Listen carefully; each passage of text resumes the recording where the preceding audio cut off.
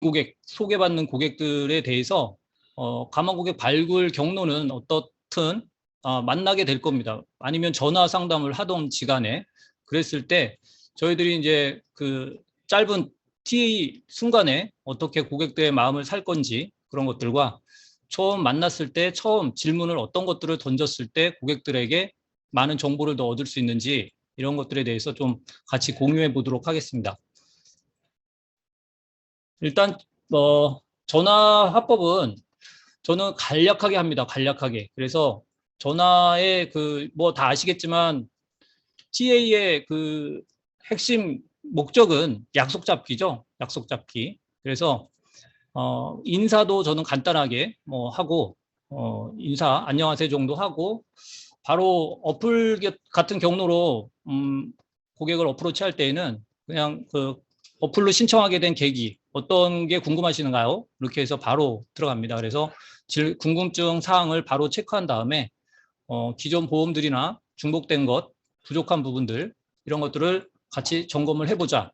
이렇게 해서 기존 보험을 이제 어떻게 가입을 하게 됐는지 이런 가입 경로도 체크를 하고 그런 다음에 그러면 분석을 해볼 의향이 있느냐 이렇게 했을 때 분석을 해서 그러면 도와드리겠다. 그래서 2차 몇 시쯤에 통화가 편한지 요거 정도만 TA에서 마무리하고 있습니다. 그래서 제일 중요한 거는 첫 번째 TA에서 간략한 소통과 그 핵심을 좀 짚어서 궁금한 사항이 뭔지 요걸 체크한 다음에 그 다음에 이제 다음 약속 시간을 잡는 거죠. 그래서 요즘 뭐 젊은 친구들은 전화 상담으로도 충분히 소통이 가능하니까 몇 시에 통화가 가능한지를 체크해서 다시 2차 콜을 했을 때 연결이 될 수 있을 확률을 더 높여야겠죠.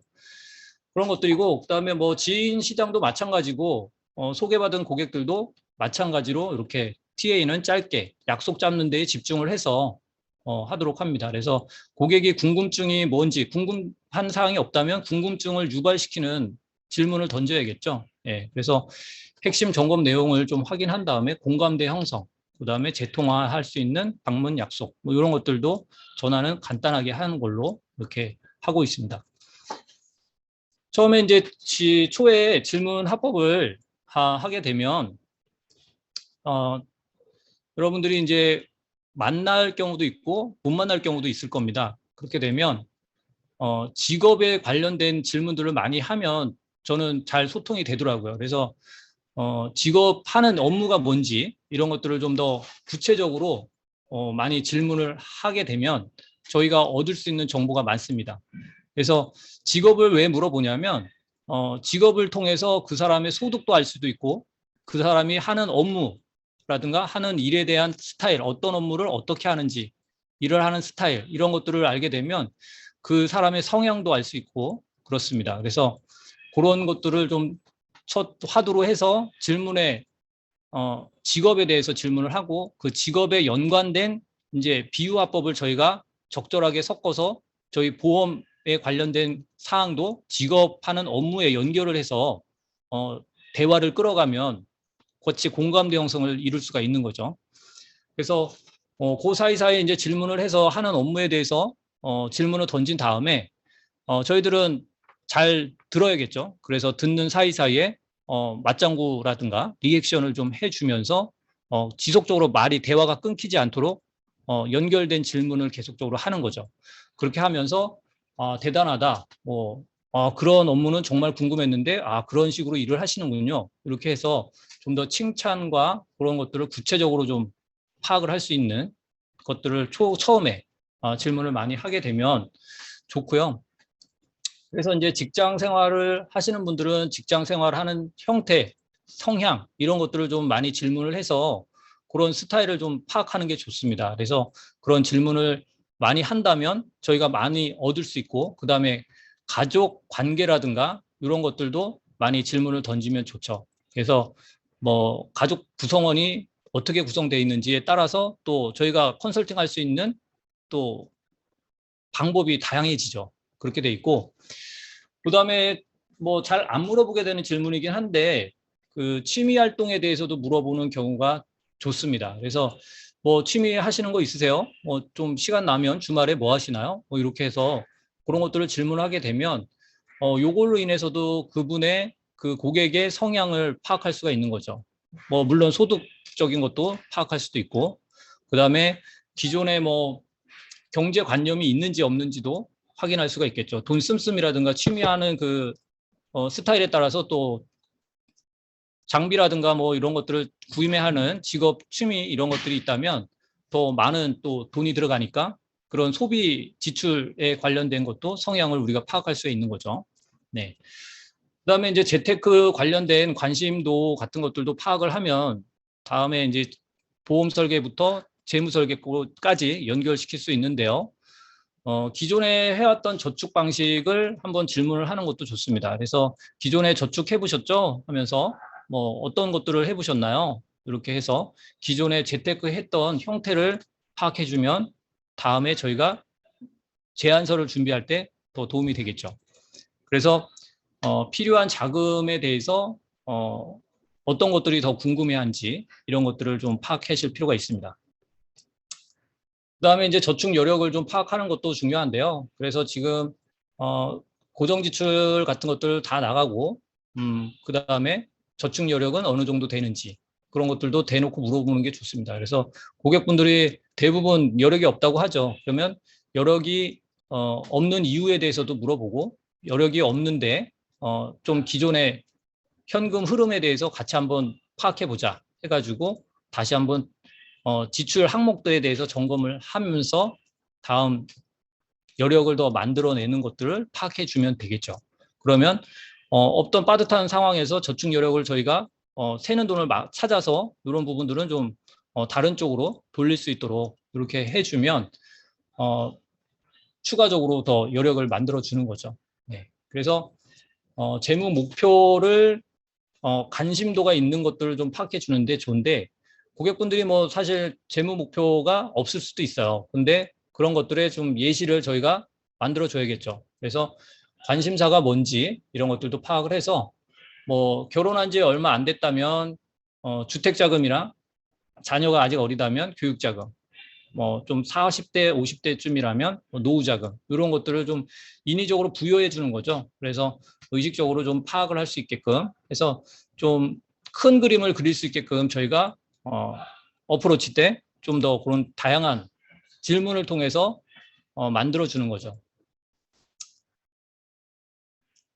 그래서 그 초회 상담 5분이 가장 중요한 것 같습니다. 그래서 요때 그 사실은 뭐 보험 이야기만 해가지고는 요즘은 젊은 층들은 보험에 관심이 없어요. 그래서 숨고라든가 이런 때도 지금 저도 활동을 하고 있는데 보험 설계 쪽으로 하는 것도 좋지만 경쟁이 치열하다. 그래서 재무 설계 쪽으로도 관심을 가지고 하면 분명히 도움이 될 것이다 이거죠. 그래서 그렇게 해서 활용을 하시면 좋을 것 같고 그래서 초회 상담 5분 때 좀 궁극적인 그 분과의 소통이 잘 이루어져야 된다라고 봅니다. 그래서 보험 설계 플러스 재무 설계를 할 수 있게끔 저는 컨셉을 잡아서 그렇게 하고 있습니다. 그래서 보험 설계에만 너무 집중하다 보면 보험 설계도 안 되고 그냥 차단되는 경우가 있을 수 있어요. 그래서 제가 표현을 살을 주고 뼈를 취한다라는 표현을 썼는데 저희가 순서만 바꿀 뿐이지 보험 보장 설계를 나중에 해도 되는 거죠. 일단은 우리가 연결고리를 만들어 놓고 고객들하고의 소통을 먼저 한 다음에 나하고의 신뢰가 쌓이면 나중에 보험 설계도 의뢰할 수가 있는 거죠.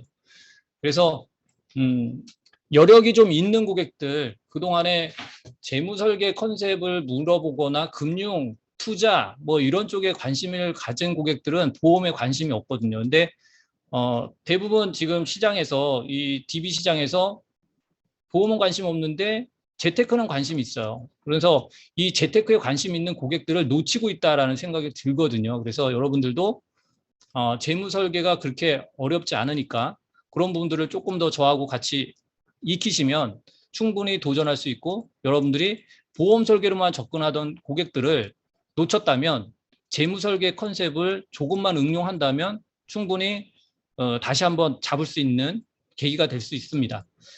그래서 재테크에 대해서 질문을 한다면 과감하게 재테크에 대해서 이제 같이 궁금증을 해결해 주시면 되는 거죠. 그래서 기존에 했던 저축 방식과 지금 저희하고 재무 설계사들하고의 소통을 통해서 어떤 것들이 또 달라지는지 그런 것들을 한번 시뮬레이션을 해보자. 이런 식으로 좀 관심도를 끊어주는 게 좋죠. 그래서 제일 처음에 제가 화두로 던지는 거는 큰 카테고리로 탑다운 방식으로 진행을 합니다. 그래서 재테크에 관심이 지금 많다고 하셨는데 일을 하시는 이유가 뭡니까? 이렇게 던지는 거죠. 그래서 일을 하는 이유에 대해서 묻고 돈을 왜 모으는지 이런 것들을 좀 큰 카테고리로 먼저 접근을 하게 되면 고객들도 막연하게 생각했던 것들을 좀 큰 그림에서 다시 좁혀가는 방식으로 좀 진행을 해주는 거죠. 그래서 뭐 많은 직업들이 있는데 그 직업을 선택한 이유는 뭡니까? 뭐 이런 형태로도 좀 접근을 하고요. 그래서 공무원, 소방서, 뭐 교사, 의사, 변호사 많은 직업이 있는데 그 많은 직업들 중에 왜 그 직업을 선택했나요? 이렇게 질문을 하는 거죠. 그렇게 해서 뭐 지금 생산직에 있다거나 뭐 직장 생활을 하는 분들은 뭐 그냥 뭐 먹고 살려고 하는 거죠. 돈 벌려고 하는 거죠. 이렇게 되는 거죠. 결과적으로는 저희가 얻어내고 싶은 질문의 답은 돈 벌려고 하는 거죠. 돈 벌려고. 뭐 사명감과 의무감으로 직장을 생활하는 사람은 별로 없겠죠. 예. 그래서 누구나 많은 다양한 직업을 하고 있는데 저희들 마찬가지고요. 돈을 모으는 거에, 돈을 벌려고 하는 거에 직업을 선택한다. 그러면 사명감과 보람, 꿈 이런 것도 의미가 있지만 돈을 모으려고 직업을 선택하신 거고 그 직업을 선택해서 일을 하는 이유는 돈을 모으기 위해서다. 그러면 돈을 모아서 뭐 했을 거냐. 그래서 돈을 모으는 목적이 뭐냐. 이것도 같이 고민을 해주면서 같이 좁혀가는 거죠. 그래서 재무 목표가 언제 쓸 건지, 돈을 모으면 언제 쓸 건지, 그 다음엔 그래서 돈을 모으게 되면 뭘 하고 싶은지 그런 것들이 다 재무 목표가 되는 거죠. 그래서 저희가 뭐 틀에 맞춰져서 지금 30대 맞벌이시니까 교육 자금이 필요합니다라는 보다 오히려 그들이 좁혀 나가서 그들이 선택할 수 있게끔 유도 질문을 해주는 거죠. 그래서 돈 모으는 방식에 대해서 구체화 시켜주는 겁니다. 그래서 고객들이 직업을 가진 이유와 돈을 모으는 이유에 대해서 유추해 나가는 거죠. 그렇게 해서 고객들이 자기가 참여해서 답변한 것들이 그게 내 재무 목표가 되고 재무 설계에 반영이 돼서 나만에 맞는 재테크가 되는 거죠.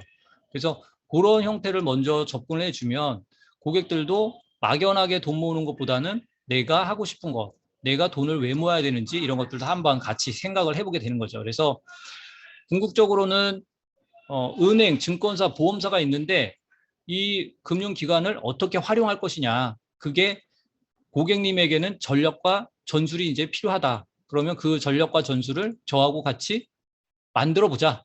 이거죠. 그렇게 해서 일단 첫 단추는 이런 공감대 형성이 된다면 5분 이내에 이게 이루어진다면 그 다음은 이제 진행이 되는 거죠. 그렇게 돼서 초에 상담할 때 이런 질문들이 상당히 중요합니다. 그래서 우리가 말을 하는 것보다는 양이 저희가 한 30%라면 고객이 말을 70% 이상 할 수 있게끔 저희는 계속적인 질문을 던져서 고객이 자꾸 참여해서 자기가 답변을 하게끔 유도해야 되는 거죠. 그래서 이런 대화를 충분하게 한다면 저희들은 일단 고객의 성향을 파악할 수 있고 고객이 원하는 바를 빨리 캐치할 수가 있겠죠. 그래서 키포인트는 초회 상담의 키포인트는 고객의 생각을 빨리 읽어내야 되는 거죠. 네, 그래서 이 사람이 원하는 게 뭐고 저축하는 스타일, 추구하고자 하는 방향 이런 게 뭔지를 빨리 캐치한 다음에 그 라이프 스타일에 맞춰서 재무 컨설팅을 제공을 하게끔 저희가 답변을 해야 되는 거죠. 그래서 말 그대로 저희가 그 짧은 5분 이내에 그 사람의 대화를 통해서 그분의 전부를 다 파악할 수는 없지만 그 파악할 수 있는 확률을 높여야 되는 거죠. 그러다 보니까 사실은 신입 1년차, 2년차 신인분들이 그 파악하기가 쉽지 않은 거죠. 그러니까 좀 경력이 오래되신 분들은 그동안에 고객들하고의 쌓인 노하우 경험치를 가지고 유추해내는 거죠. 아, 이분은 이런 스타일이겠구나. 이런 것들을 파악하다 보면 툭툭 던졌던 것들이 맞아요. 저도 그렇게 생각해요. 이렇게 가는 거죠. 그래서 고객분들이 그런 소통을 더 쉽게 하는 거죠. 경력이 오래되신 분들과 상담을 하게 되면. 네.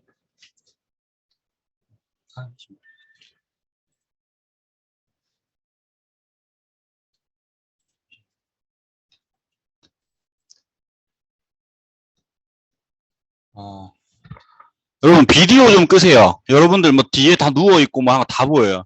각자 비디오 좀 다 끄세요. 자기 비디오 화면 켜 있는 분 다 좀 끄세요. 이게 저희가 처음에 안 켜게끔 되어 있는데 강제로 다 키면 다 보여요. 김민정 팀장님 빨리 끄세요. 네. 정현주 팀장님도 끄시고 이복순 팀장님도 끄시고. 화들짝 놀라죠? 다 끄십시오 여러분. 전국에 송출되기 싫으시면은. 네, 뭐 우리는 뭐 볼 수 있지만 꺼주시기 바랍니다. 네, 화면을 좀 꺼주시고요. 네. 네, 중강의 링크 보내드리도록 하겠습니다. 네.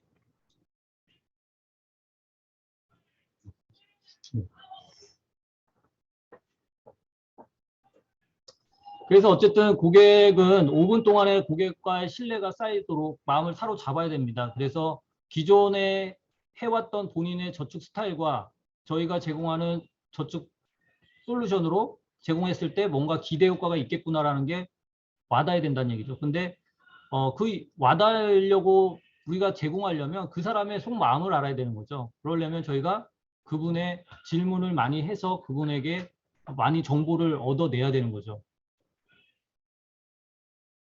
네, 그렇습니다. 그래서 그 고객의 말에 들리는 그냥 그 말이 아니라 그 말이 담고 있는 속뜻을 빨리 캐치하는 게 키포인트죠. 그래서 이제 경력이 좀 되신 분들은 이렇게 말을 했을 때는 저 말의 뜻은 이럴 것이야. 이런 거죠. 예를 들면 뭐 지금 뭐 좀 하고 있어서 전화 좀 바로 드릴게요. 이렇게 한다면 이게 뭡니까? 전화 안 오죠. 근데 그거를 말 그대로 말뜻을 그대로 이해하면 전화를 기다리게 되죠. 그리고 뭐 바빠서 못 봤어요. 제안서 드렸는데 못 봤어요. 좀 확인하고 전화 드릴게요. 이런 고객들이 있죠. 답변들이. 뭐 이번 달에는 조금 저거 하고 다음 달에 검토할게요. 뭐 남편하고도 좀 상의한 다음에 전화 드려도 될까요? 이렇게 하기도 하고 뭐 당연히 대표적인 거절들이죠.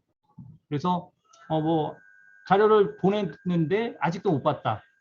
뭐 이런 것들도 있고 담보를 조정할 수 있느냐 뭐 이런 경우도 있겠죠. 뭐 대부분 이 정도면 양호하죠. 담보 조정할 수 있나요? 라고 물어보면 뭘까요? 속뜻은 조정하고 싶은 거겠죠. 그죠? 보험료가 부담스러울 수 있죠. 그래서 저는 가급적이면 가입 설계서 제안을 드릴 때에는 보험료를 꼭 물어봅니다. 보험료. 저희가 뭐 기본 표준체로 해가지고 뭐 설계해가지고 고객의 속마음과 고객의 원하는 보험료 수준을 때려 맞출 수가 없죠. 그래서 담보 금액으로 말씀을 드리던가 보험료 수준으로 먼저 커뮤니케이션을 한 다음에 그러면 얼마 정도의 예산을 가지고 있습니까? 얼마 정도의 보험료를 더 할애할 수 있습니까? 기존 보험료보다 뭐 얼마 정도가 더 추가될 수 있을 수도 있는데 얼마 정도면 괜찮겠습니까? 정도로 합의점을 찾아서 그러면 기존 보험료에서 플러스 얼마 정도 선에서 제안을 다시 한번 플랜을 제공해 보겠습니다. 라든가 이런 식으로 좀 좁혀가야지 저희가 설계하기도 편하고 설계를 받아봤을 때 일단 거절이 없는 거죠. 그래서 그런 것들을 좀 고객의 속말, 속뜻 이런 것들을 좀 빨리 캐치해야 된다 이거죠. 그래서 뭐 저도 신인분들 조인하고 같이 가보면 막 대화하는데 1년차 미만, 2년차 되신 설계사분들은 어때요? 고객들하고의 소통하면서 그냥 리액션 뭐 계속적으로 하다 보면 나중에는 그게 다 거절인데도 불구하고 그냥 마무리가 되고 돌아오죠.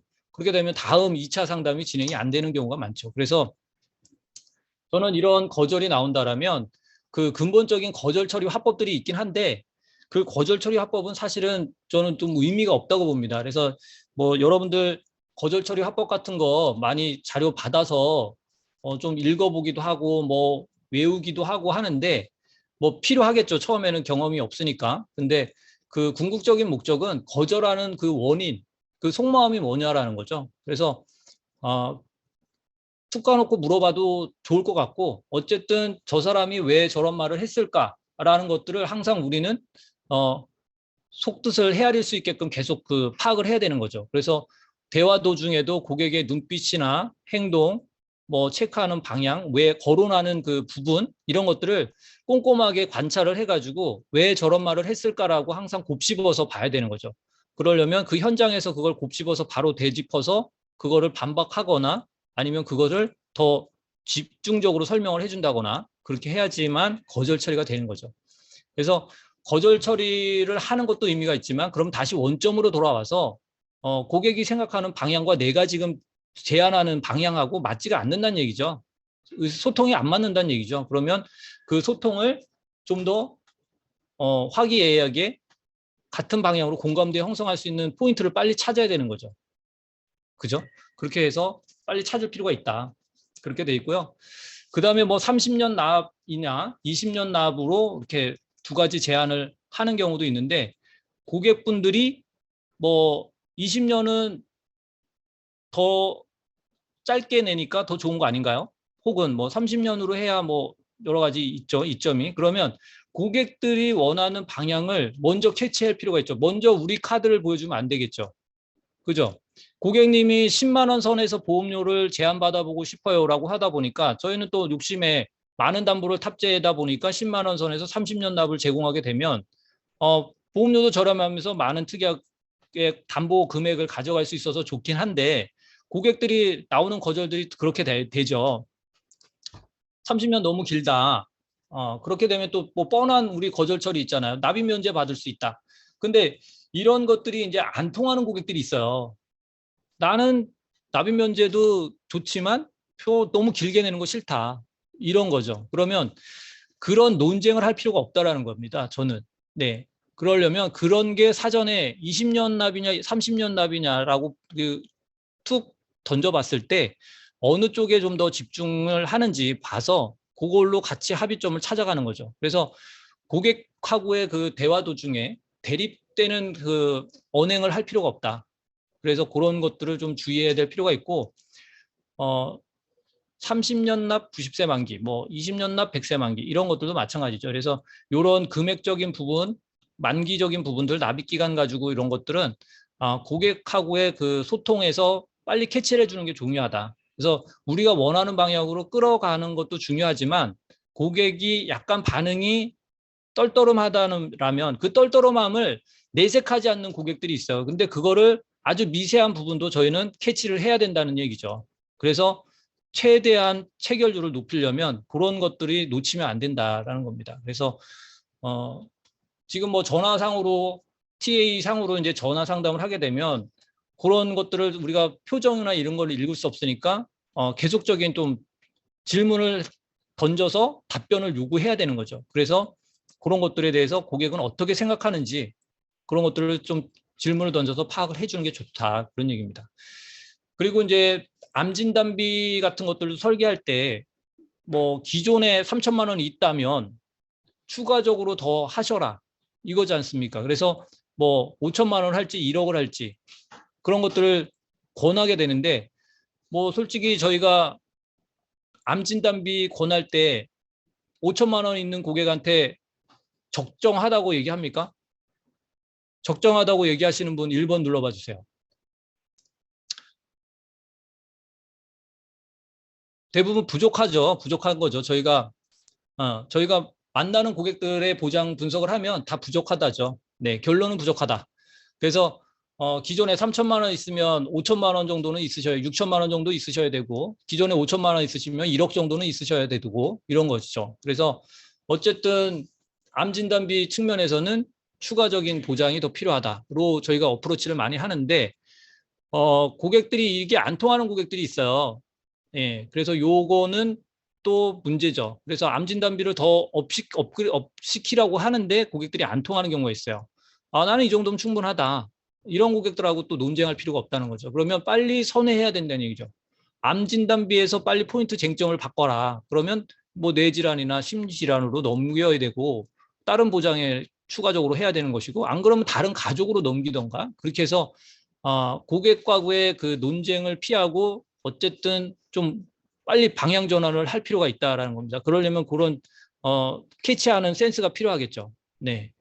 그래서 보험료 합의할 때도 5만 원이냐 10만 원이냐, 5만 원 얘기를 했는데 5만 9천 원 뭐 설계하는 분들도 있고 그런 건데, 어쨌든 고객하고의 접점에서 고객의 그 니즈를 정확하게 파악하는 게 좋죠. 그래서 핵심은 그 고객의 말 속뜻을 빨리 파악해서 고객과의 논쟁을 피하는 게 체결까지 가는 기술이죠. 네, 그렇습니다. 그래서 고객이 한마디에 우리는 10가지 정도를 캐치해내야 되는 거죠. 그래서 고객의 말에 항상 귀 기울이고 그 고객이 그 말을 한 이유에 대해서 빨리 캐치해 주는 게 중요하다 이거죠. 네, 다음 장 보겠습니다. 그렇게 해서 이제 고객과의 접점을 좀 잘 만들면 좋을 것 같고요. 가망 고객을 좀 발굴하는 좀 화법인데요. 그 뭐 기존에 그 기계학자가 있다면 그 주변 고객들을 좀 볼 필요가 있겠죠. 그래서 저 같은 경우는 이제 지인 시장, 소개 시장이 거의 주력입니다. 저희는 이제 물론 토스나 숨고 DB도 활용해 봤는데 그런 쪽에는 좀 사이드로 좀 보고요. 워낙 저는 기존 고객들도 많고 기존 고객에서 거의 대부분이 소개가 나오고 있기 때문에 업무 거래량이 많습니다. 여기 고객이 2,000명 되니까 뭐 보험금 청구 당연히 많을 것이고요. 배서 많고요. 네, 관리하는 데 많은 시간이 소비됩니다. 그래서 그런 부분들에 있어서 이제 그 저는 오프라인으로 만약에 고객들 관리를 하다 보면 내 마음에 드는 고객을 찾는 거죠. 그래서 감원 고객에게 내가 접근해서 내가 선택하게 되는 거죠. 소개해 달라는 것도 제가 골라서 소개를 받아내는 거죠. 그렇게 해서 그런 형태의 지금 전략을 제가 말씀드리려고 하는 거예요. 그래서 여러분들도 기존 고객들이 있으시잖아요. 그러면 기존 고객 관리를 하다가 뭐 근처에 갔거나 이렇게 해서 방문을 하게 되죠. 그렇게 해서 뭐 방문했을 때 그 직업에 따라서, 직종에 따라서 내가 마음에 드는 고객을 골라서 그 고객에게 항상 내 존재감을 어필해야 된다는 얘기예요. 그래서 존재감을 인식시킬 수 있도록 해주는 게 포인트고, 좀 인사 같은 것들을 좀 잘해야겠죠. 인사. 그럼 기계학자가 있다면 좀 과도한 인사, 좀 매너 있는 인사, 이런 것들을 좀 어필을 하는 게 좋습니다. 그래서 내 기존 고객을 좀 더 이렇게 좀 뭐죠? 이렇게 받들어 줄 수 있는 그런 에티켓을 보여주는 거죠. 그랬을 때 우리가 그걸 유도하는 이유는, 인사를 깍듯하게 하는 이유는 내가 돌아갔을 때 저 사람 누구야라는 질문을 던지게끔 해줘야 된다는 얘기예요. 그래야 내가 존재감 어필이 된 겁니다. 그래서 궁금증 유발을 해야 되는 거고, 그럴 때에는 팁은 내 고객에게만 집중하는 겁니다. 다른 고객 주변에 있는 뭐 가망 고객들이 있다 하더라도, 주변에 뭐 마음에 드는 다른 옆 상가분들이 있다 하더라도 집중은 내 고객한테만, 내 눈길도 가급적이면 안 주고 이렇게 바로바로 고객하고의 소통만 하고 빠지는 형태, 뭐 이런 형태가 좀 시크하게 가는 부분들이죠. 그래서 한번 가서 관찰을 하고 마음에 드는 저 고객을 내가 찝었다면 그 다음에 갔을 때는 이제 명함을 받는 거예요. 명함을 주는 게 아니라 받는 겁니다. 여기서 포인트는 제 명함은 아무한테나 안 드린다라는 컨셉이에요. 그래서 저도 영업 초기에는 발표 화면으로 글자가 작다. 네네. PPT로 해도 될까요, 이게?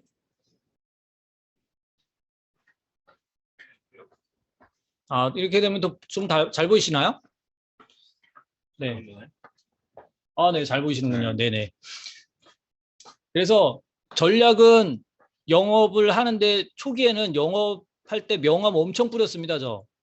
그랬는데 결과적으로는 영업을 많이 할 때 명함을 많이 뿌리지만 돌아오는 그게 많지 않더라고요. 그래서 저는 아예 전략적으로 희소성을 가자 이렇게 해서 저 한참 뭐 1년차, 2년차 때 명함을요 엄청 뿌렸습니다. 저 다니는 곳마다 사람 보는 마다 뿌리고요.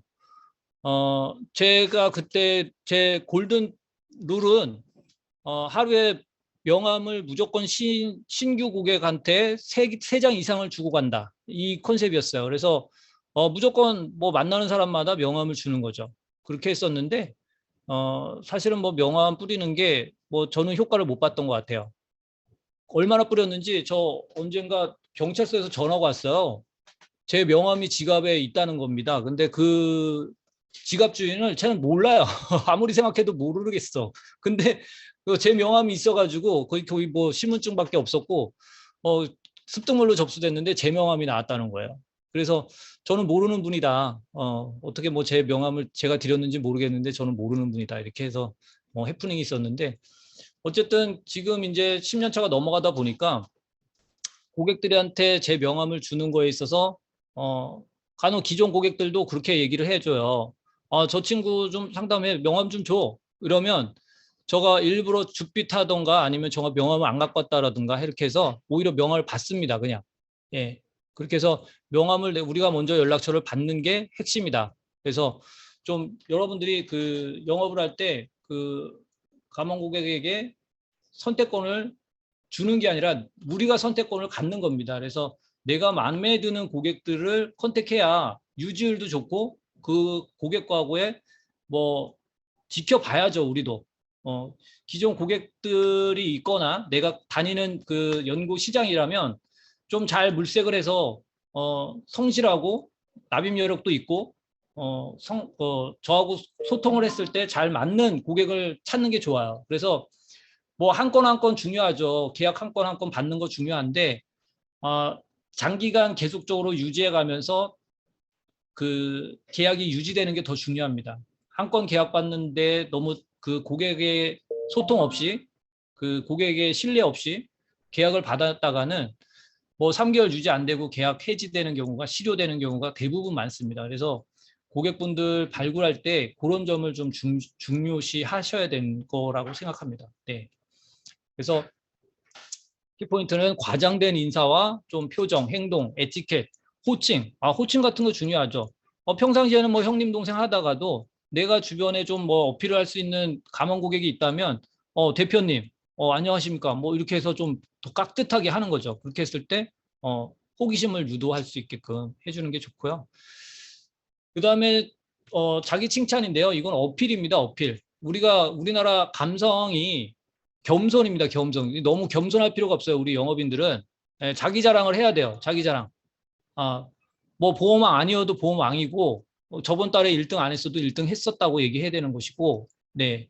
그래서 항상 좀 내가 쫓기는 영업이 아니라 나는 항상 그 여유 있게 고객들이 관리를 하면서 영업한다라는 느낌을 주셔야 돼요. 그래서 그게 거기서 자신감이 나오는 거고 그 자신감이 고객들이나 감원 고객에게 어필이 되는 겁니다. 그래서 고객들 칭찬도 하지만 제가 고객 칭찬을 하면 고객은 당연히 또 저 칭찬을 오겠죠. 그래서 어쨌든 고객의 리액션이 없다면 뭐 내가 내 입으로 지금 좀 자기 어필을 할 필요가 있다. 이런 겁니다. 그래서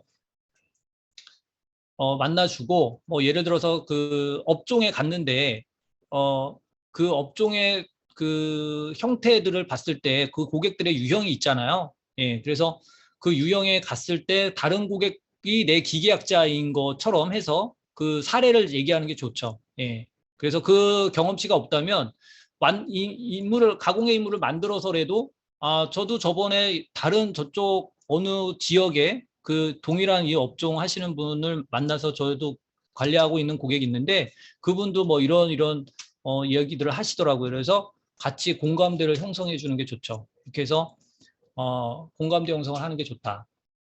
그런 얘기고요. 나를 만나서 그래서 결국은 내 자랑이죠.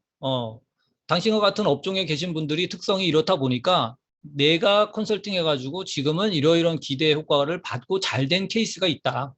이렇게 어필을 하는 겁니다. 그래서 내 자랑을 하는 거예요. 내 자랑. 예. 그렇게 해서 자기 자랑을 해주면 고객들이 반응을 보일 것이고 거기에 반응이 있다면 명함을 받는 것이고 명함을 받은 다음에는 숙성 기간을 거치던가 그거를 잘 판단해야겠죠. 좀 더 지켜볼 건지 바로 약속을 잡아서 상담 제의를 할 건지 그것들을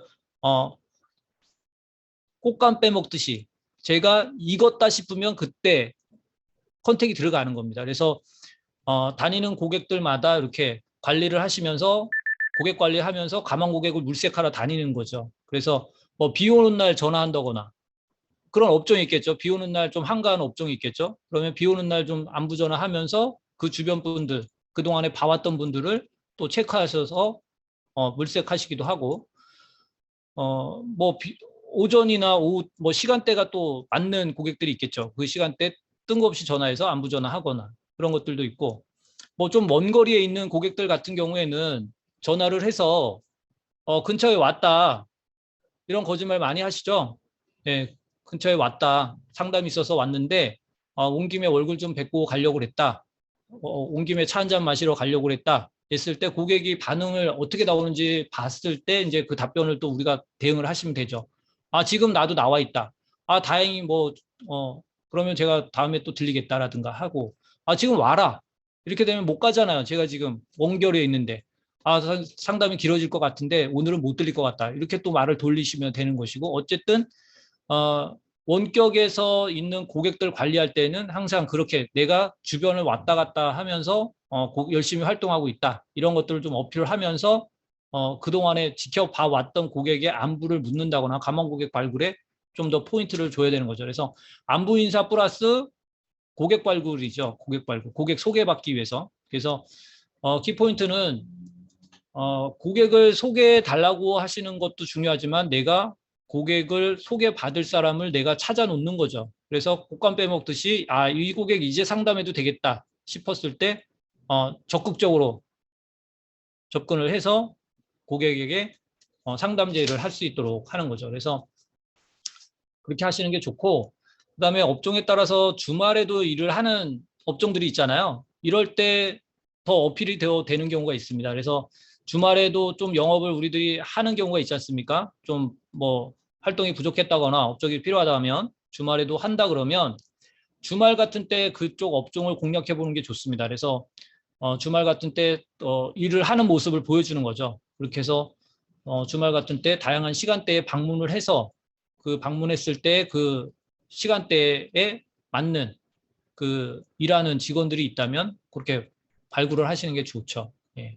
그래서 좀 우리가 영업인이다 보니까 대부분 가망 고객들은 경계를 할 겁니다. 경계. 그러면 경계를 하기 때문에 절대 처음 우리 가망 고객들한테 밑밥 작업을 할 때에는 일상 대화만 하셔야 돼요. 일상 대화. 뭐 금융 상품을 물어본다 하더라도 그냥 말을 흘리셔야 돼요. 거기서 뭐 붙잡고 막 답변을 해주시면 안 돼요. 이 시소성이 날아가는 거죠. 그래서 일상적인 대화를 하면서 친밀도만 유지하는 거죠. 친밀도. 예, 그래서 친근감을 유지하다가 제가 때다 싶을 때 제의를 하는 거예요. 네, 그렇게 해서 좀 저희들을 가치를 높일 수 있게끔 그래서 나는 아무나 상담하지 않는다. 이런 컨셉을 좀 가지실 필요가 있다. 그래서 당장 계약이 부족하다 치더라도 좀 이런 부분들은 설익은 고객들은 미리 먼저 접근을 하면 잘 이루어지지 않는 거죠. 그래서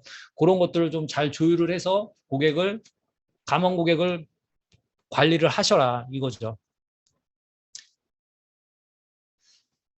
그렇게 돼서 이제 그 기계학자들 관리를 그렇게 하시면서도 이제 기존 고객들도 쭉 보시다 보면 내가 상담했을 때 좀 뺐던 것들이라든가 그때는 뭐 여력이 안 돼서 못했던 계약들이라든가 이런 것들을 좀 잘 정리해 놓으실 필요가 있어요. 그래서 뭐 흔히들 그 고객 리스트들을 좀 보시게 되면 그 잘 정리를 해 놓으셔야 돼요. 그래서 초기 때 고객 정보라든가 고객에 대한 정보 이런 것들을 일목요연하게 잘 정리를 해 놓으셔야 됩니다. 그래서 오랫동안 롱런을 하시는 그 설계사분들을 보면 이 관리를 데이터베이스 관리를 잘 하십니다. 그래서 요 관리를 잘 못하시면 기존 고객들 관리도 잘 안 되시고 거기서 뭔가 고객들하고의 소통이 잘 안 되는 경우가 있어요. 그래서 고객들 리스트 분류를 잘 해놓으셔야 된다. 그래서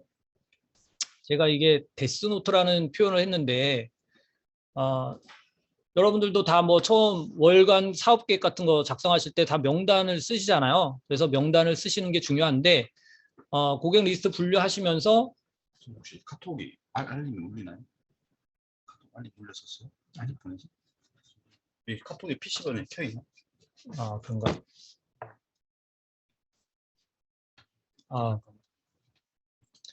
잠시만요. 알람이 좀 울린다고 하세요. 네. 잠깐만요.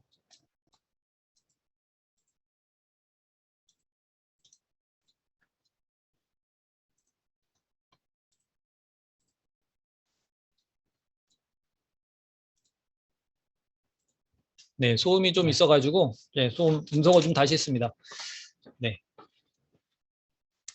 그렇게 해서 데스노트라고 해서 이게 뭐 그 영화 있지 않습니까? 그 영화에 착안을 해서 저는 영업을 할 때 그 고객 명단을 좀 다시 한번 항상 적어 보는데 기존 고객들 제가 정리해 놓은 데이터베이스에서 쭉 한 번씩 봅니다. 그래서 거기 속에서 종신보험이 추가적으로 필요한 고객들을 예를 들면 찾는다고 하면 쭉 그런 순으로 봐요. 그래서 여력이 있었던 고객 이름 순으로 명단을 또 적고 자녀가 있는 고객들 위주로 또 명단을 추리고 그 다음에 경제권이 좀 있고 자기가 결정할 수 있는 고객들을 좀 적고 그동안 저축이라든가 적금 이런 것들도 만기가 도래되는 것들을 또 추려내고 기존에 이제 내가 모집한 계약은 아니지만 변액보험이 있는 고객들 있죠.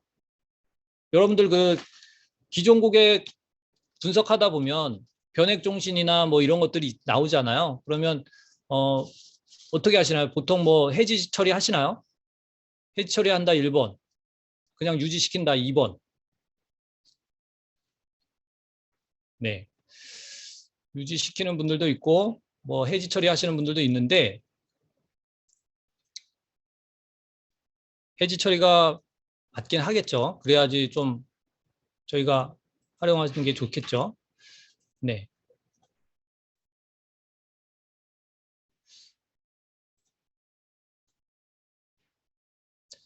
네. 변액종신이나 변액보험 같은 거, 변액 유니버셜 같은 거 이런 것들은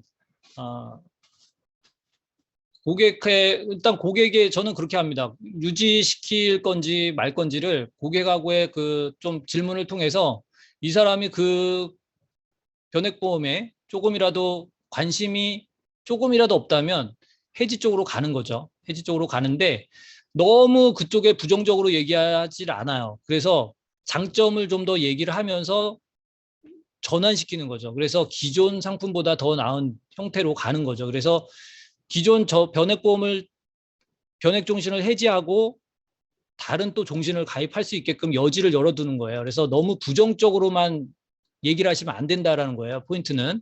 그래서 유지시킬 건지 말 건지는 결정을 하되 너무 부정적으로 상품을 얘기하지 마라. 그래서 그러면 저희들도 다시 종신보험을 받기가 어렵죠. 그렇게 되면.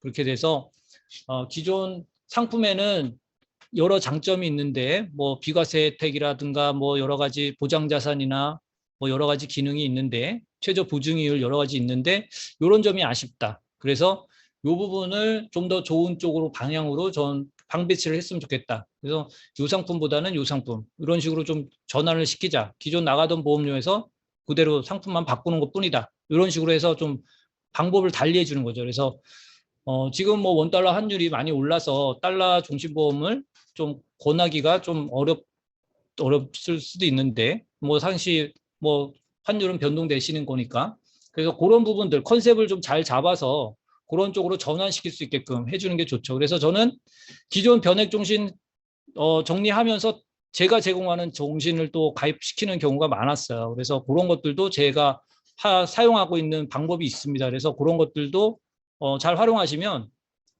기존 변액 뭐 나쁘다고 깔 게 아니라 그런 장점을 잘 활용시켜서 다시 계약을 할 수 있는 이런 거를 끌어가는 게 좋죠. 그래서 뭐 그게 조금 여의치 않다면 고객이 반응이 잘 안 따라온다면 감액이나 뭐 추가 납입 컨셉을 좀 활용시켜서 좀 더 우호적으로 저희한테 우호적인 관심을 갖게끔 왜냐하면 또 기존 설계사하고에 아직까지 연결고리가 있다면 그쪽에게 또 다시 접점을 만들어주는 걸 수도 있겠죠. 이게 뭐 콜센터 문의 들어가거나 뭐 이랬을 때 해지 환급금 확인하거나 이러면 당연히 문자 가잖아요. 그러면 기존 설계사가 또 와서 접근을 하겠죠. 터치를 하겠죠. 그래서 그런 것들에 대한 방어도 해야 되기 때문에 뭐 가급적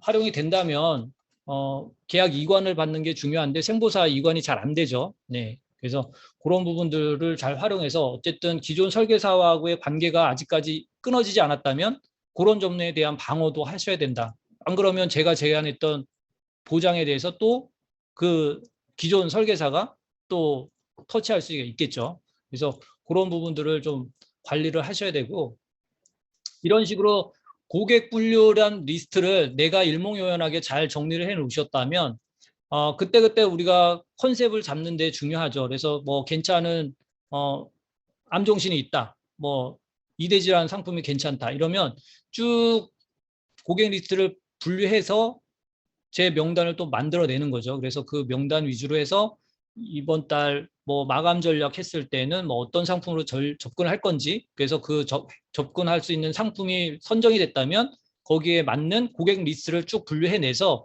그 고객들에게 지속적으로 이제 또 터치를 하는 거죠. 그래서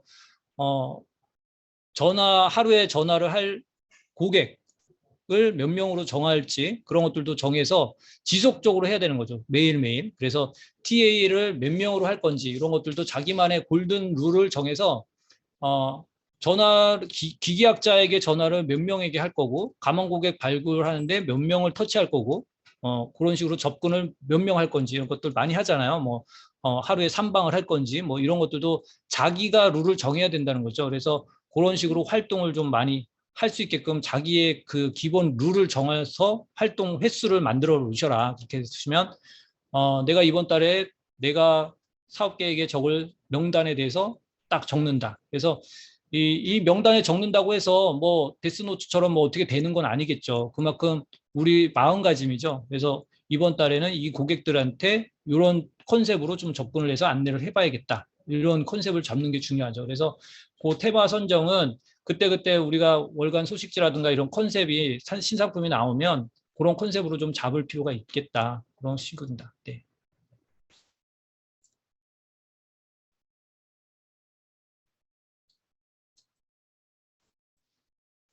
그 다음에는 이제 맞장구 화법인데요. 아까 그 기존의 화법들과 연결되는 부분인데요. 저희가 이 화법에 있어서 리액션이 중요하죠. 리액션.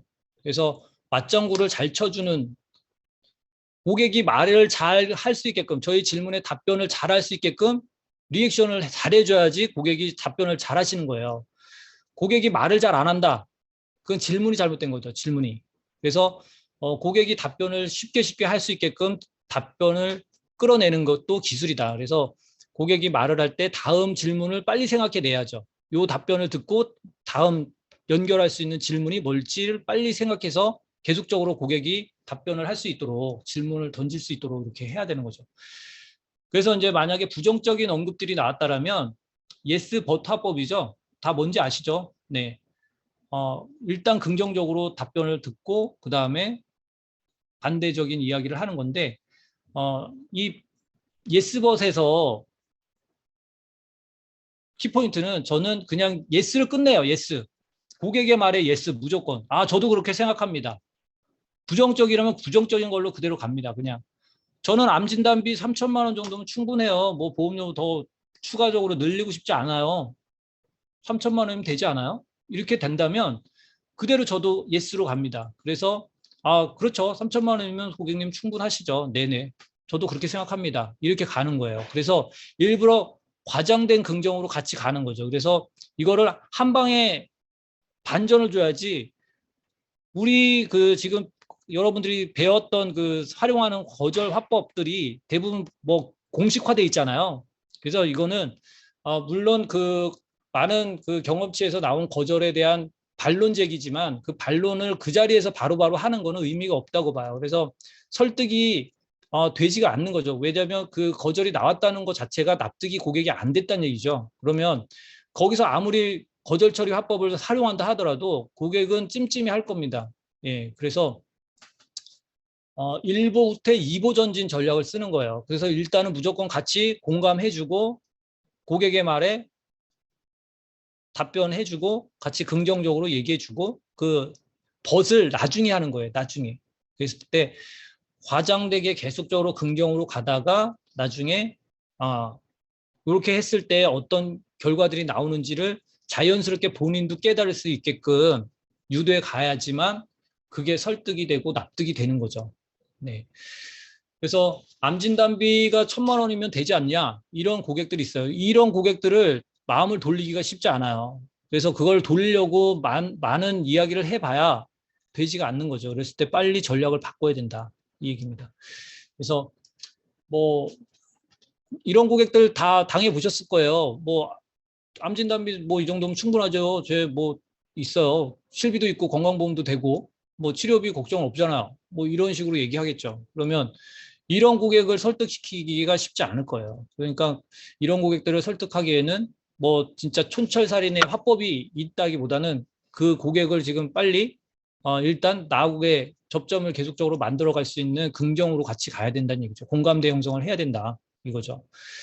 그래서 뭐 많은 거절들이 있죠. 그래서 20년 납입 덜 내는 거 아니냐, 해지환급금 있는 게 더 좋은 거 아니냐, 30년 남은 너무 길다. 지금 해지하면 손해가 크지 않느냐, 나 기존 거 유지하겠다. 뭐 80세 만기면 충분하지 않느냐, 오래 못 산다. 뭐 이런 얘기들 하죠.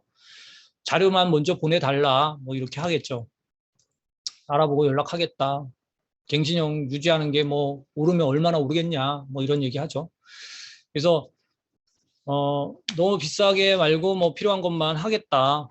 뭐 지금 나 건강해서 보험 안 들어도 된다. 뭐 이런 얘기 많이 합니다. 그래서 이런 이야기를 나올 때 카멜레온 응대법이죠. 그래서 카멜레온 특징이 주변 보호색을 자기가 바꾸죠. 그래서 우리들도 고객의 성향을 빨리 파악해서 그 고객 성향과 같이 일치시켜 줘야 되는 거죠. 내 화법도 그렇고 내 마인드도 그렇고 나도 그런 생각을 했다. 고객님 생각도 저도 그렇고 마찬가지다. 저 필요 없죠. 뭐 3,000만 원 충분하죠. 뭐 그러면 뭐 그렇게 해서 잘 세팅해서 잘 관리하시면 되겠죠. 이런 식으로 같이 과도한 공감대를 하는 거예요. 그렇게 했을 때 고객의 반응을 잘 관찰해야겠죠. 그러면 반론을 언제 할 건지를 좀 계기를 만들어야 된다는 얘기죠. 네. 그래서 이 고객 유형 파악하는 게 중요한데요. 이게 감으로 느낌으로 그냥 맞출 수가 있는 게 아니더라고요. 고객분들은 이제 경력이 오래되신 분들은 많은 고객 유형을 만나다 보니까 경험치에서 그냥 어떤 느낌적으로 알게 되는 건데 이거를 경험치가 많은 고객 상담을 안 해보신 분들은 이런 유형별 분석해내는 거, 뭐 MBTI도 있고 여러 가지 기법이 있는데 저는 요거 소개해드릴게 DISC 디스크 성향 분석이에요. 그래서 네, 그렇죠. 아시는군요. 이게 디스크 성향 분석은 MBTI는 심리적 분석, 성향을 분석하는 것이고 이 디스크는 행동 분석이에요. 행동 분석. 그래서 우리들이 고객의 행동이나 언행을 파악해서 그걸 유추해서 고객의 유형을 4가지로 분류해낼 수 있는 거예요. 그래서 요거를 여러분들이 잘 현장에서 활용하시면 내가 경험치로 몰랐던 고객들의 유형도 대응을 하실 수가 있다 이거죠. 그래서 이렇게 지금 그림 3종류가 있는데 아마 여기에 좀 호감이 가는 3종류가 있으실 거예요. 그게 그 느낌이 가는 고객 모양이 그 새가 있다는 얘기죠. 그래서 요 3종류에 따라서 내 성향이 그쪽 성향이다라는 거예요. 그래서 고객의 성향이 있고 내 성향이 내가 가진 소양이 있는데 나하고 그 고객하고의 카멜레온처럼 내가 보호색을 바꿔서 그 고객에게 성향을 맞춰줘야 된다는 얘기예요. 상당히 어려운 작업이죠, 이게. 그래서 요거를 좀 숙달을 하셔야 된다 이거죠. 그래서 몇 가지 팁만 여기서 좀 제가 말씀을 드려줄게요. 지금 거의 55분 정도 됐으니까 요거 짧게 하고 마치도록 하겠습니다. 사람으로 따지면 이 독수리를 좋아하시는 분들은 정주영 회장 같은 이런 어떤 추진력, 주도적인 성향들을 가지신 분들이에요. 그다음에 이 앵무새는 노홍철, 네, 올빼미는 김혜자, 네, 비둘기는 손석희. 이렇게 성향이 다 틀리죠. 인물들을 보시면 성향이 대략 그 특징이 있죠. 예, 그래서 이런 특징별로 나누시면 된다 이거죠. 그래서 D 성향인데요. D 성향은 주도적인 성향이에요. 그래서 고객들로 봤을 때 이분은 좀 주도적이다. 좀 추진력도 있고 자기 주장이 강하시다. 이러면 D 성향이라고 좀 우리가 유추해 보는 거죠. 그리고 사교적인 성향, I 성향입니다. I 성향. 이런 분들은 좀 유쾌하고 활달하고 친근감이 잘 표현을 하시는 분들이죠. 예, 그리고 C형은 신중하신 분들이에요. 아주 꼼꼼하시고 완벽주의적인 거죠. 분석적이고, 그다음에 안정적인 성향 분들은 아주 소심하고 우유부단하고 이런 분들이죠. 그래서 좀 자기 주장이 강하신 분들, 이런 분들이 유형이 있다. 그래서 이런 유형으로 분류해 봤을 때, 내가 지금 오늘 만난 고객은 전화에 통화해 본 느낌상 빨리 캐치해야 되는 거죠. 이 고객은 어떤 성향일 것이다. 유추해 내시는 거죠. 그래서 요 관찰하신 성향 그림을 보시면 좀 이해가 더 빠르실 거예요. 이렇게 주도적인 성향분들은 딱 부리부리하죠. 생김새 분들이. 그래서 자기 중심적이고 듣기보다는 자기가 말하는 걸 좋아해요. 그래서 좀 CEO 분들이 많죠. CEO 분들. 그래서 이런 분들은 직선적이고 답변을 빨리빨리 하고 요점만 빨리 얘기해야 돼요. 이분들한테 뭐 시시콜콜 장황하게 자료 보여주면서 해가지고는 시간이 너무 딜레이 되는 걸 싫어하는 거죠. 그래서 기승전결 딱딱딱 최종 결과는 이렇습니다. 그래서 바로 클로징 이렇게 가야 되는 거예요. 그 다음에 I 성향은 사교적인 성향이에요. 그래서 이런 분들도 듣는 것보다 자기가 말하는 걸 좋아하죠. 그리고 감정적이고 설득이 좀 잘 되는데 깊이가 낮다는 얘기예요. 무조건 다 우호적이에요. 나한테만 그런 게 아니라 다른 설계사한테도 그래요. 그래서 특징이 보장 분석해 보시면 뭐 2만 원짜리, 3만 원짜리 이런 거 많으신 분들 있죠. I 성향 분들이 많아요. 그래서 갱신형 상품, 뭐 TA로 TM 상품 많이 가입하신 분들 거의 대부분 I 성향이 많습니다. 그렇게 돼 있고 그다음에 정형적인 그 안정형 성향들인데 저 보세요. 이 생김새가 딱 가름화돼 있고 차분하시고 딱 그죠? 이렇게 돼 있죠. 그래서 이런 분들은 질문을 많이 해요. 질문을 많이 하고 자기 일관된 자기만의 세계가 있죠. 그래서 아주 소극적이면서도 되게 신중하고 저거 하죠. 그래서 이런 분들 상담하기가 상당히 힘들어요. 아까 같이 그렇게 뭐 나는 이 정도면 충분하다 뭐 이렇게 얘기하시는 분들 대부분 안정 성향이에요. 안정 성향. 이런 성향을 컨트롤하려면 저희가 이 성향에 맞는 공략을 해야 된다는 얘기예요. 네. 그다음에 C 성향도 마찬가지로 이런 분들도 아주 섬세하죠. 섬세하고 자기 목표라든가 이런 게 엄격하죠. 그래서 거절에 대한 구체적인 근거가 있어야 돼요. 그래서 데이터가 중요하다는 얘기예요. 이런 분들 딱 상담하자 그러면 벌써 자기 노트 가져와서 펜 딱 드시는 분들 있죠. 동그라미 치면서 밑줄 그면서 보시는 분들. 이런 분들이 C 성향입니다. 그래서 밑줄 그는 분들 있다. 이러면 바로 그 전환 모드로 바꿔야죠. 이분한테는 무조건적으로 디테일하게 데이터에 근거해서 자료를 제대로 준비해서 가야 된다는 얘기예요. 얼렁뚱땅 얘기하다가는 이 사람들한테 다 거절 맞습니다. 예. 그래서 자료 준비하시는데 많은 시간을 투자하시는데 그 고객의 성향을 잘 파악한 다음에 자료 준비를 하셔야 돼요.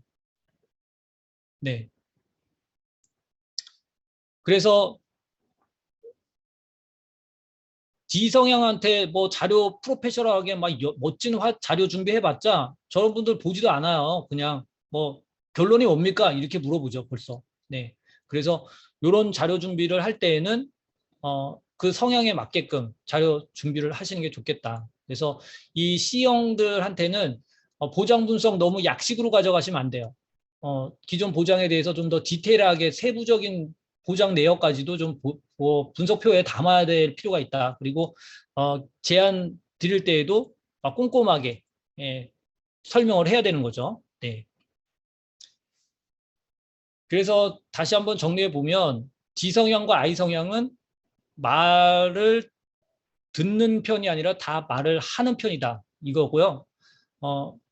C 성향과 S 성향은 말을 듣는 편이에요. 그리고 이분들은 말을 듣고 그냥 분석하려고 하는 거예요. 우리 말이 틀린지 맞는지를 체크하려고 듣는 거예요. 그렇기 때문에 이 S나 C 성향을 상담할 때는 저희가 조심해야 되는 거죠. 이런 분들이 꼭 녹취하거든요. 예, 나중에 민원 걸고 그렇습니다. 그러니까 이런 분들 상담할 때는 정확한 데이터를 가지고 자료 설명을 하셔야 되는 거고 마찬가지로 이런 질문들이 있고요.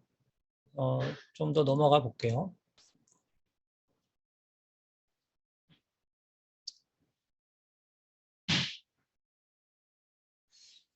네, 그래서 D 성향들은 결과에 좀 충실하기 때문에 저희가 결과에 좀 충실한 설명을 좀 해줄 필요가 있고요. 빨리빨리를 원하죠. 빨리빨리. 그래서 주도적인 성향분들은 고액의 계약이 많은 분들이 많아요. 딱 부정 분석했는데 고액 계약이 있다. 이런 분들이 거의 주도적인 성향분들이 많아요. 그래서 기존 보장 보험료 이런 것만 보더라도 그분들의 성향이 나오죠. 네. 그래서 이런 분들 상담할 때는 좀 더 절제되거나 좀 더 간결하면서도 예의를 지키면서도 좀 깔끔하게 설명을 해야겠죠. 깔끔하게. 예, 이렇게 해서 설명을 해주면 고객분들이 결정을 빨리 내린다. 이런 분들은 네, 그렇습니다. 아이 성향 분들은 상당히 우유부단하죠. 환하게 웃고 좀 패션이 화려하신 분들이고 사교적이기 때문에 주변에 설계사가 많아요. 그렇기 때문에 제가 계약을 했다 하더라도 언제든 다른 고객이 다른 설계사가 와서 또 계약 엎을 거예요. 그렇기 때문에 이런 분들은 관리를 정말 꼼꼼하게 잘 하셔야 되는 거죠. 지속적으로 잘 관리를 하셔야 되는 거죠. 소통을 잘 하셔야 되는 거죠. 네.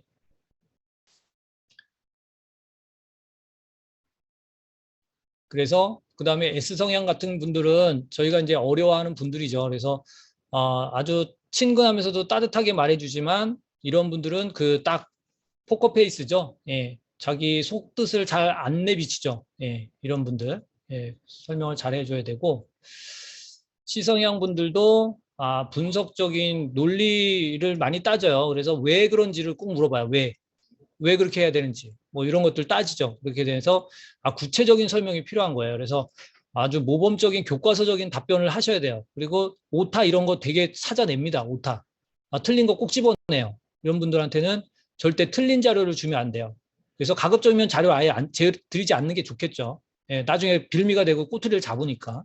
그래서 펜 들고 온다 이러면 벌써 C 성향이다라고 보시면 돼요. 예, 그래서 이런 분들 이다. 그러면 자료 준비 전날 새벽같이 준비하셔야 된다는 얘기죠. 네.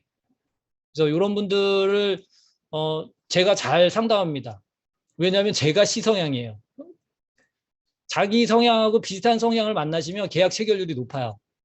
그래서 내 성향도 파악해 보는 게 좋죠. 내 성향도. 그래서 내 성향과 맞는 성향들이 있어요. 근데 나하고 안 맞는 성향에서 아마 여러분들이 그동안에 거절을 많이 맞았다면 그 성향과 나 성향하고 이게 매칭이 잘 안 되는 성향이 있었을 거란 얘기예요. 그래서 우리는 당연히 영업인이니까 그 고객 성향에 내가 맞춰야 되는 거죠. 예. 그래서 이 작업을 훈련을 해야 되는 거죠. 내가 저 고객 성향에서는 내가 이렇게 응대를 해야 된다라는 거를 딱 준비하고 가셔야 된다는 얘기예요.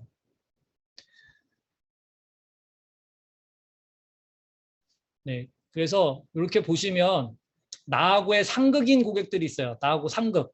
그래서 D 성향과 D 성향은 좋고요. D 성향과 I 성향도 좋아요. D 성향과 S 성향까지는 보통인데 D 성향과 C 성향은 미흡이야. 이게 주도적인 분하고 분석적인 분하고 마주치면 그죠? 마찰이 생기다는 얘기죠. 그래서 이럴 때에는 그렇죠. D 성향으로 우리가 바꿔줘야 돼요. 내가 C 성향이다 보니까 이런 분들한테는 내가 전환 모드로 바꾸는 거죠. 내가 빙의가 돼야 되는 거죠. 빙의가. 예, D 성향으로 빙의가 돼서 딱 전환 모드로 가야 되는 거죠. 네. 그래서 S 성향하고 S 성향은 당연히 잘 맞고요. 네. S 성향들은 거의 대부분이 잘 맞고요. I 성향하고 C 성향하고 안 맞아요. 그래서 이런 사교적인 분들은 이렇게 좀 경직된 분들 막 저거 하는 건 분들 되게 싫어하죠. 그래서 차분하신 분들이 왜 막 그 노래방 같은 데 가서도 막 뛰어 책상에 올라가고 이런 거 싫어하죠. 예, 그런 것처럼 그 각자 성향이 있다 보니까 이런 분들이 상담할 때 매칭해 보면 나는 이런 성향을 만나면 좀 상담이 잘 안 되고 잘 꼬이더라. 이런 것들이 있을 수 있어요. 그래서 그런 것들은 다시 되짚어 보시면 그때 당시에 내가 이 성향을 매칭을 잘 못 대응했다. 이렇게 보시면 돼요. 그래서 그 빙의할 수 있는 것, 네, 좋죠. 그래서 우리가 상담에 딱 돌입됐을 때 내가 아무리 뭐 I 성향이건 S 성향이 가깝더라도 내 성격이 그렇더라도 우리 성격을 바꿔야 되는 거예요. 그래서 성격을 전환 모드로 해서 내가 딱 그 돌입됐을 때는 고객에게 집중할 수 있게끔 이렇게 하셔야 된다. 이렇게 됩니다. 그래서 오늘 이렇게 말씀드렸고요. 그래서 안정형 같은 성향들은 자기 거보다 가족들을 더 챙겨요. 성향이. 자기 건 됐다는 거죠. 그래서 이런 성향 할 때는 빨리 전화를 해야 돼요. 아까 말씀드렸듯이 나는 괜찮다. 나는 보험 가입돼 있으니까 맞다. 나는 이 정도면 충분하다고 생각한다. 이랬을 때 괜히 그거 설득하려고 시간 낭비하지 마시고 빨리 전화를 해서 가족이나 다른 담보로다가 전환시키던가 가족으로 바꾸던가 이렇게 해야 되는 거죠. 그래서 이런 분들은 자기 가족들을 더 챙기기 때문에 자기 계약보다는 가족 계약을 더 가입하려는 성향이 있어요. 그래서 빨리 전화를 하셔라 이런 겁니다. 그래서 이렇게 좀 성향에 대해서 좀 말씀을 드렸고 고객의 화법은 정답이 없습니다. 정답이. 그래서 우리가 늘 신입 때 배워왔던 거절 처리 화법 이런 거 중요한데 현장에서 부딪힐 때에는 그 느낌을 좀 빨리 캐치하시는 게 좋아요. 그래서 고객하고의 대화할 때 그 고객의 성향에 맞춰서 비슷한 사람하고 비슷한 사람끼리 통하게 돼 있거든요. 그러려면 맞장구를 쳐줘야 되고 나도 그 취미 좋아한다. 나도 그랬다. 나도 그런 거 좋아한다. 이렇게 계속적으로 리액션을 해줘야 되는 거죠. 그러려면 그 사람 목청이 크거나 뭐 이렇게 좀 리드를 한다. 그러면 같이 맞장구 치고 유쾌하게 가야 되는 것이고요. 차분하게 얘기한다 그러면 저희들도 차분하게 가서 꼼꼼하게 설명을 드려야 되는 거고 뭐 체크하면서 보신다 그러면 더 데이터를 준비하셔야 돼요. 그죠? 그래서 그런 것들로 준비를 하시면 된다. 이렇게 보시면 됩니다. 그렇게 하고 지금 뭐 마지막으로 좀 인사드리고요. 오늘 상담 강의는 이렇게 하고요. 이렇게 해서 성향 분석별로 이렇게 해봤고 다음 내일인데요. 네, 요거는 좀 우리 단장님께서